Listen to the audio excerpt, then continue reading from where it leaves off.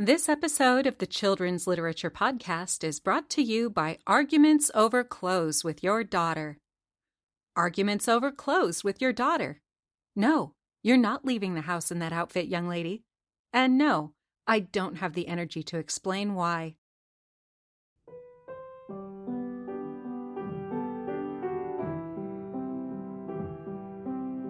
Welcome to the Children's Literature Podcast. I'm your host, TQ Townsend. This episode is about fashion in Anne of Green Gables.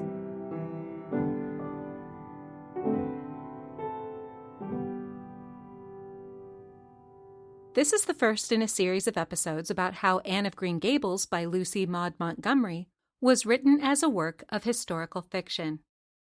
This year on the show, I'm paying extra attention to works of historical fiction for children. It's easy to think that this genre is new, but it's actually a lot older than you'd think.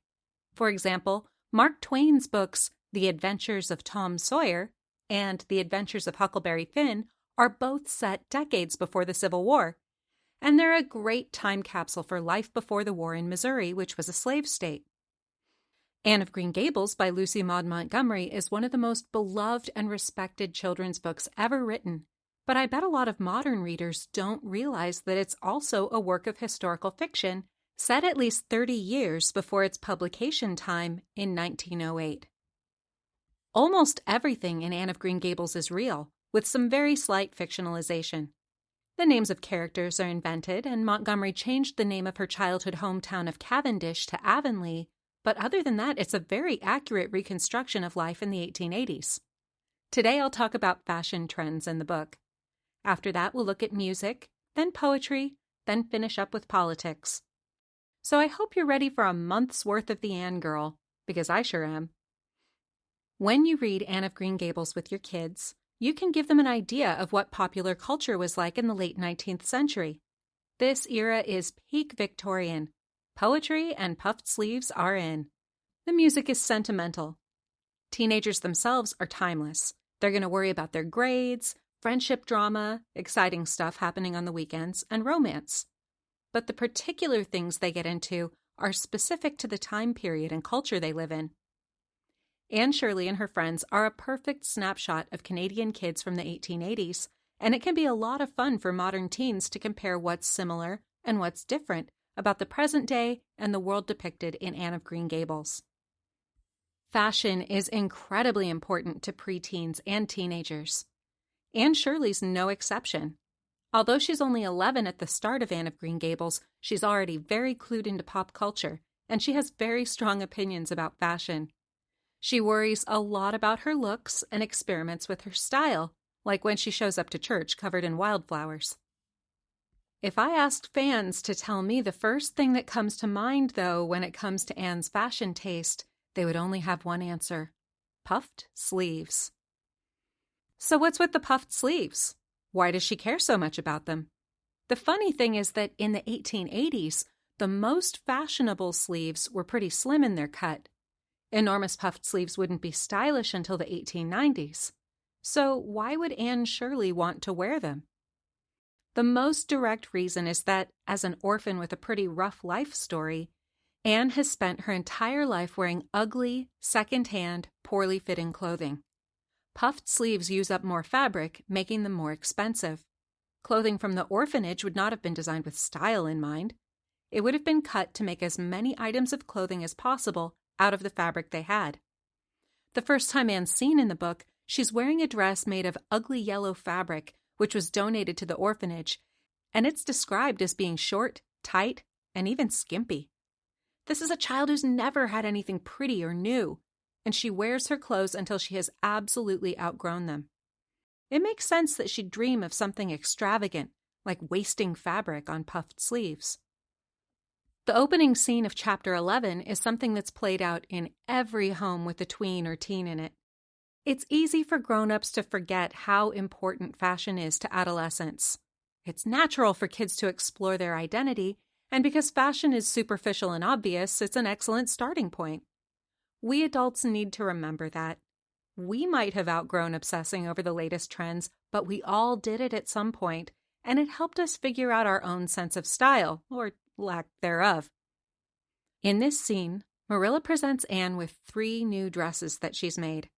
But the text makes it very clear that Marilla's priorities are being thrifty and practical.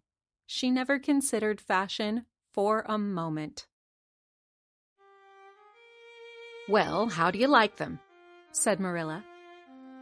Anne was standing in the gable room, looking solemnly at 3 new dresses spread out on the bed. One was of snuffy-colored gingham, which Marilla had been tempted to buy from a peddler the preceding summer because it looked so serviceable. One was of black and white checkered sateen, which she had picked up at a bargain counter in the winter, and one was a stiff print of an ugly blue shade, which she had purchased that week at a Carmody store. She had made them up herself, and they were all made alike. Plain sleeves fold tightly to plain waists, with sleeves as plain as waist and skirt, and tight as sleeves could be. "I'll imagine that I like them," said Anne soberly. "I don't want you to imagine it," said Marilla, offended. "Oh, I can see you don't like the dresses. What's the matter with them? Aren't they neat and clean and new?" "Yes." "Then why don't you like them?" They're not pretty," said Anne reluctantly. "Pretty?" Marilla sniffed. "I didn't trouble my head about getting pretty dresses for you. I don't believe in pampering vanity, Anne, and I'll tell you that right off. Those dresses are good, sensible, serviceable dresses without any frills or furbelows about 'em, and they're all you'll get this summer. The brown gingham and the blue print will do for school when you begin to go. The sateen is for church and Sunday school. I'll expect you to keep them neat and clean and not to tear them. I should think you'd be grateful to get most anything after those skimpy, wincey things you've been wearing." "Oh, I am grateful," protested Anne, "but I'd be ever so much gratefuler if you'd made just one of them with puffed sleeves. Puffed sleeves are so fashionable now. It would give me such a thrill, Marilla, just to wear a dress with puffed sleeves." "Well, you'll have to do without your thrill. I hadn't any material to waste on puffed sleeves. I think they're ridiculous-looking things anyhow. I prefer the plain, sensible ones." "But I'd rather look ridiculous when everybody else does than plain and sensible all by myself," persisted Anne mournfully. It's easy to laugh at Anne's last line there, but we also need to take her seriously. It's not easy being a kid. Fitting in is difficult, and the easiest way to stand out is with the wrong clothes. But Anne's desire for a pretty dress with puffed sleeves doesn't just come from her deprived upbringing or her timeless desire to fit in with the other kids at school. It also reflects how her character embraced the artistic and philosophical trends of the day. During the second half of the 19th century, several overlapping artistic movements had a huge impact on art and fashion. The Pre-Raphaelite Brotherhood was a group of painters who rejected modernity. Instead, they looked back to the medieval period as a purer, more natural time, and their paintings showed women with long, flowing hair and comfortable, simple gowns made of natural fabrics with, you guessed it, puffed sleeves. This was in contrast to modern fashions, which were highly tailored and brightly colored with artificial dyes and had to be worn with corsets that were sometimes dangerously tight. In contrast to mainstream high fashion, the aesthetic movement was going on. This was an artistic philosophy that held that things should be beautiful for the sake of beauty itself. This was a rejection of rigid Victorian social norms and the idea that art, literature, and music had to teach some specific moral lesson. A lot of literature from the 19th century hasn't aged well because it's more interested in preaching than entertaining. Those in the aesthetic movement, such as the writer Oscar Wilde or the artist William Morris, believed that art should be pleasurable and that forcing moral messaging into everything just resulted in bad art. These ideas influenced the artistic dress movement, which was a kind of clothing reform based on the ideas of the Pre-Raphaelites and those in the aesthetic movement. In contrast to the latest Victorian fashions, which featured tight corsets, precise tailoring, and stuffy, uncomfortable high-necked clothing with fussy hats and lots of accessories, those who wore artistic dress got to enjoy themselves in comfortable, beautiful, medieval-inspired fashions.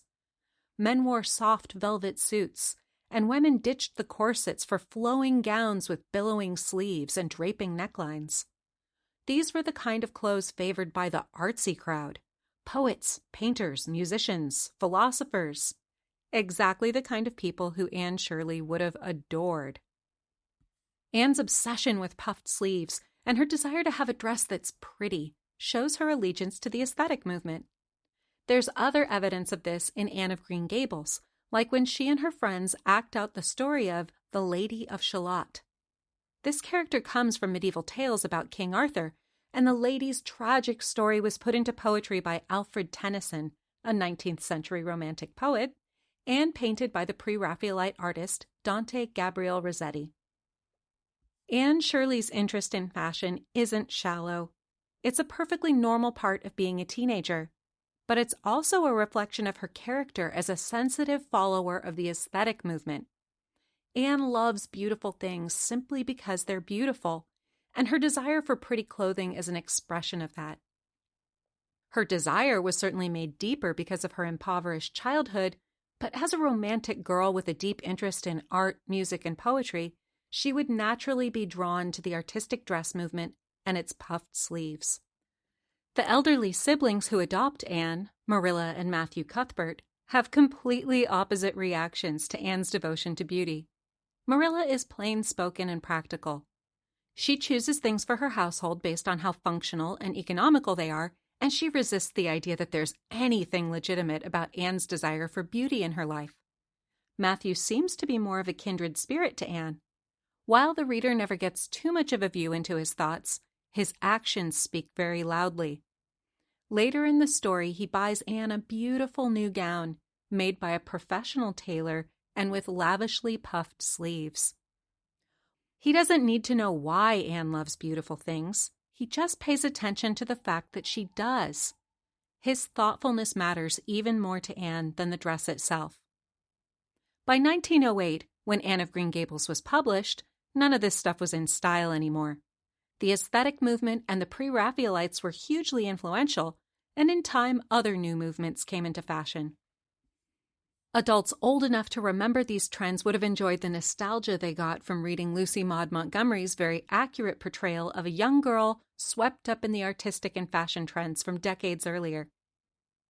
Modern parents might get similar bits of nostalgia from talking about butterfly hair clips or those really, really wide jeans everybody wore back in the 90s. Today, Anne's fashion sense provides kids with a window into the past. They can explore the artistic movements that were swirling around in the late 19th century, looking up photos of artistic dress and imagining the sort of clothing that Anne would have considered pretty. It also gives readers a chance to have a good laugh when Marilla gives one of her practical speeches against the extravagance of fashionable clothing. Friction between parents and children over the latest trends is timeless, even if the exact trends are very much tied to a certain moment. Next time we'll take a look at the songs mentioned in Anne of Green Gables, and how they also reflect not just Anne's own romantic sensibilities, but those of the time period she lived in. In the meantime, I'd love to hear from any of you about times when your teenage fashions clashed up against what the grown-ups thought you should wear. Please write in and let me know. And the next time you get dressed, choose something that you love. Wear it because it's beautiful and comfortable and it makes you feel great. Anne certainly would want you to. You've been listening to the Children's Literature Podcast. Please subscribe and give the show a rating.